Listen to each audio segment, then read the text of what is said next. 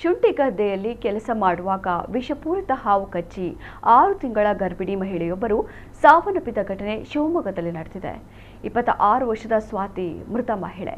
3 ವರ್ಷಗಳ ಹಿಂದಷ್ಟೇ ಇವರ ವಿವಾಹವಾಗಿತ್ತು. ಸಜ್ಜೆ ಗದ್ದೆಯಲ್ಲಿ ಕೆಲಸ ಮಾಡುವಾಗ ನಾಗರ ಹಾವೊಂದು ಬಲಗಾಲಿನ ಮಟ್ಟಿಗೆ ಕಚ್ಚಿದೆ. ಕೂಡಲೇ ಮನೆಯವರು ಆಸ್ಪತ್ರೆಗೆ ಸಾಗಿಸಿದರೂ ಹಾವಿನ ವಿಷ ದೇಹದಾದ್ಯಂತ ವೇಗವಾಗಿ ಹರಡಿದ್ದರಿಂದ ಚಿಕಿತ್ಸೆ ಫಲಕಾರಿಯಾಗದೆ ಸಾವನ್ನಪ್ಪಿದ್ದಾರೆ. ಮಗುವಿನ ನಿರೀಕ್ಷೆಯಲ್ಲಿದ್ದ ಗರ್ಭಿಣಿಯ ಅಕಾಲಿಕ ಸಾವು ಕುಟುಂಬದಲ್ಲಿ ಶೋಕದ ಛಾಯೆ ಮೂಡಿಸಿದೆ. ಪೊಲೀಸರು ಪ್ರಕರಣ ದಾಖಲಿಸಿಕೊಂಡಿದ್ದು ಮುಂದಿನ ಕ್ರಮ ಕೈಗೊಂಡಿದ್ದಾರೆ.